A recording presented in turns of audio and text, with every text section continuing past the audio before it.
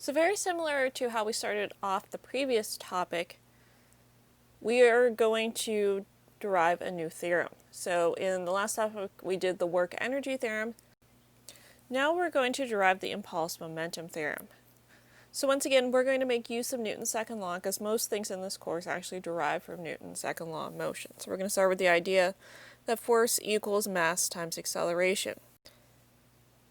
And I'm going to expand acceleration into dv dt. And now I'm going to rearrange a little bit. Technically this is, I believe, a first order differential equation, but it'll be okay. Alright, so now instead of having a derivative on one side, we have an integral on both sides. So I'm going to integrate from t initial to t final over here, and I'm going to integrate from v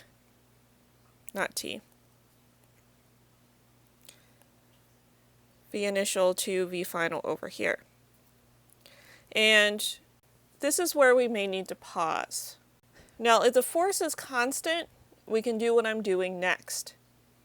If the force is not constant, then you actually need to integrate the provided force function. So keep it in mind. At a point here, you may need to integrate force function with respect. I don't usually say respect, I usually say in terms of t.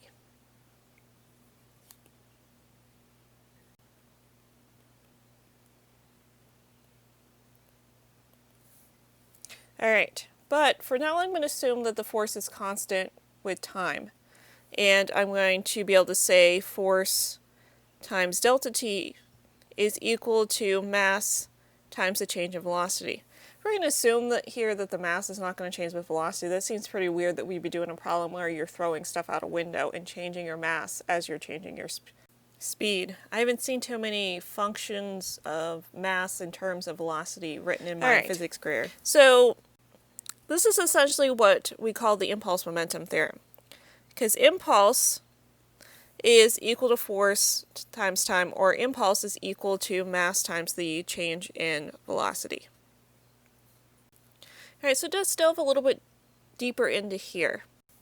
You're going to apply a force over a certain period of time. And this looks very analogous to the work energy theorem, where you applied a force, in that case, times a displacement. And that led to a change in velocity, but it was a change in velocity squared. Here, we're applying a force over time, and we're getting a mass times a velocity to the change of velocity to the first power. There's a little bit of symmetry here between the work energy theorem and the impulse momentum theorem. So as we did with the work energy theorem, when we saw that as you applied a force over a certain distance, you ended up with a change of velocity, just velocity to the second power, we define kinetic energy. Well, we're going to do something here where we have mass times the change of velocity, and we're going to define that as the change of momentum. So we're going to say that impulse, so this capital I here is impulse, is equal to the change in momentum. And momentum is a vector, because velocity is a vector, force is a vector, impulse is a vector. Impulse is equal to the change in momentum.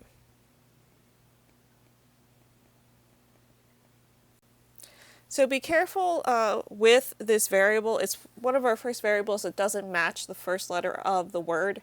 And in the last video of the previous topic, introduced power. Power is capital P, momentum's lowercase p.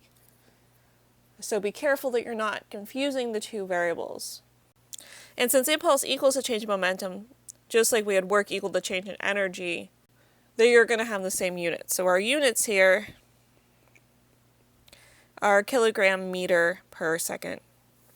So it doesn't get its own special unit. But luckily, most of the time we're going to be working with the consequences of momentum, and we're going to be looking at mass or velocity, so you won't have to write kilogram meter per second too many times. We can express then impulse, or the change in momentum, as mass times velocity final minus mass times velocity initial. So I've just distributed the mass in there. So this is another way of looking at this mathematically. Now I want to point out I've started putting vector arrows here. Again, momentum is a vector, which means that we now care about whether or not our motion is in the x, y, or z direction, because remember, we can't mix x, y, and z components. We have to use vector addition or vector math, dot product, cross products, as appropriate whenever we deal with vectors. So as we get towards the end of this particular topic, we're going to discuss glancing collisions where the object is moving at an angle whenever the objects collide. And we're going to look at how that changes not only the magnitude, the velocity of the object, but what direction the objects go after the collision. The other item I want to point out here is looking at this and this. So remember, this is the same thing as a change in momentum, because we're doing momentum is defined as mass times velocity.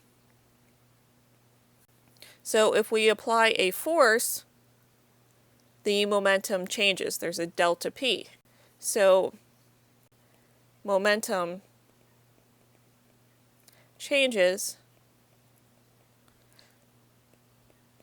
when a force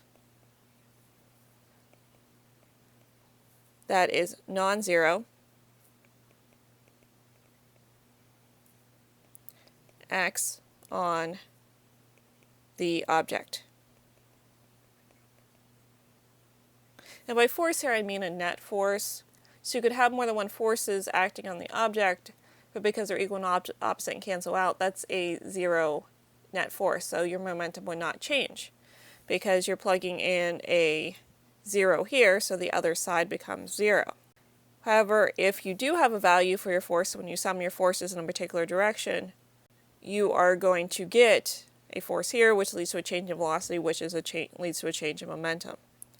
And this is going to have consequences in the remainder of this particular topic.